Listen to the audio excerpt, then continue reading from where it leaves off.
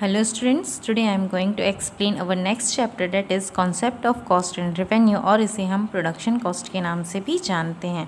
Let's start meaning of production cost and cost function. ठीक है, every firm और producer production के लिए वेरियस फैक्टर्स ऑफ प्रोडक्शन को अरेंज करता है और इनको अरेंज करने के लिए वो वेरियस एक्सपेंसेस भी करता है. इन्हीं एक्सपेंसेस को हम कॉस्ट ऑफ प्रोडक्शन के नाम से जानते हैं. ठीक है, प्रोडक्शन कॉस्ट मेनली डिपेंड करती है क्वांटिटी ऑफ प्रोडक्शन पर. Generally cost of production rises with increase in the production के इंक्रीज होने के साथ साथ प्रोडक्शन की कॉस्ट भी इंक्रीज होती जाती है. A cost function shows the functional relationship between output and cost of production.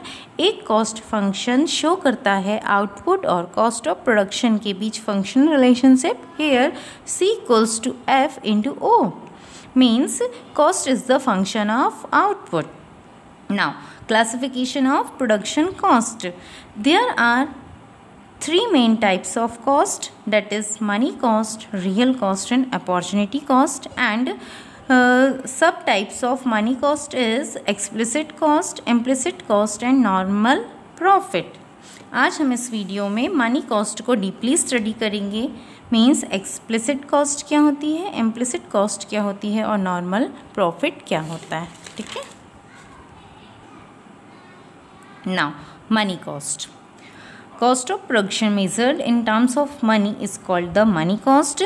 Cost of production को जब हम मनी के फॉर्म में मेज़र करते हैं तो उसे हम मनी कॉस्ट बोलते हैं. मनी कॉस्ट एक मॉनेटरी एक्सपेंस होती है जो कि प्रोड्यूसर के द्वारा की जाती है प्रोडक्शन के वेरियस फैक्टर्स को हायर करने के लिए.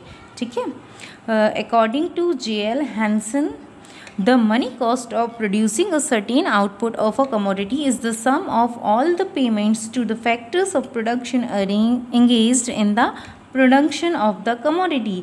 एक कमोडिटी के प्रोडक्शन में इंगेज होने वाले सारे फैक्टर्स ऑफ प्रोडक्शन का टोटल पेमेंट क्या होता है, मनी कॉस्ट कहलाता है. ठीक है, मनी कॉस्ट में हम वेरियस आइटम्स को इंक्लूड करते हैं जैसे expenditure on raw material, wages and salaries, expenditure on individual big machines, बड़ी बड़ी मशीनें जो एम्पायर में होती हैं प्रोडक्शन के लिए, उनके expenses, interest paid on capital, capital पे इंटरेस्ट पे करना, rent, payment to land building owner, building का रेंट पे करना, लैंड जहाँ पर प्रोडक्शन हो रहा है वहाँ का रेंट पे करना.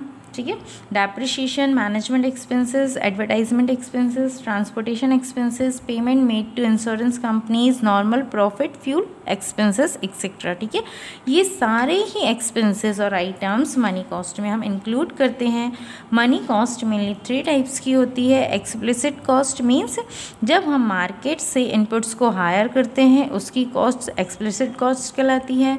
इम्प्लिसिट कॉस्ट क्या होती है, सेल फोन inputs, cost of using cell phone inputs and normal profit means total money cost equals to हो जाएगा जब हम तीनों को ऐड कर देंगे. explicit cost plus implicit cost plus normal profit equals to total money cost. ठीक है, now first is explicit cost. Explicit cost refers to the actual money outlay of the firm. explicit cost firm के actual money outlay के बारे में बताता है जो कि प्रोडक्टिव रिसोर्सेज को हायर करने के लिए और परचेज करने के लिए फर्म के द्वारा किए जाते हैं और जिनकी नीड होती है हमें process of production means production की प्रोसेस के अंदर. ठीक है, definition according to Leftwich, explicit cost are those cash payments which the firms make to outsiders for their services and goods. Explicit cost ऐसी कॉस्ट्स होती हैं जिनका हम कैश पेमेंट करते हैं आउटसाइडर्स को उनकी सर्विसेज और गुड्स प्रोवाइड करने के लिए. ठीक है, ये फर्म के द्वारा टोटल पेमेंट होता है आउटसाइडर्स को. ठीक है, एक्सप्लिसिट कॉस्ट में हम सर्टेन आइटम्स को इंक्लूड करते हैं.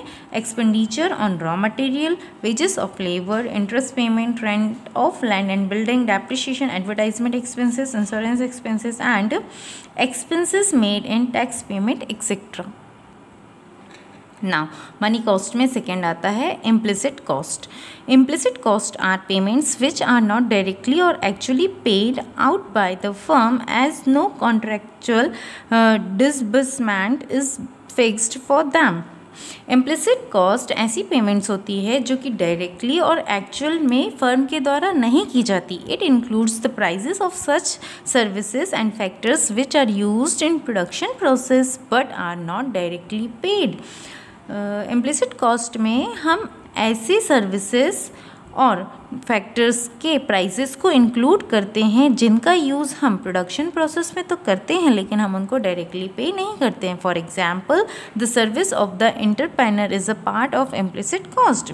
इंटरप्रेन्योर के द्वारा सर्विस प्रोवाइड करना इम्प्लिसिट कॉस्ट के अंदर आता है, उसका पार्ट होता है, क्योंकि कभी भी इंटरप्रेन्योर जो कि अपने बिजनेस में सर्विसेज प्रोवाइड करता है, जो कुछ भी, उसके लिए कभी भी किसी प्रकार का कोई पेमेंट रिसीव नहीं करता है. Hence implicit cost are cost of self supplied factors. Implicit cost self supplied factors की कॉस्ट होती है.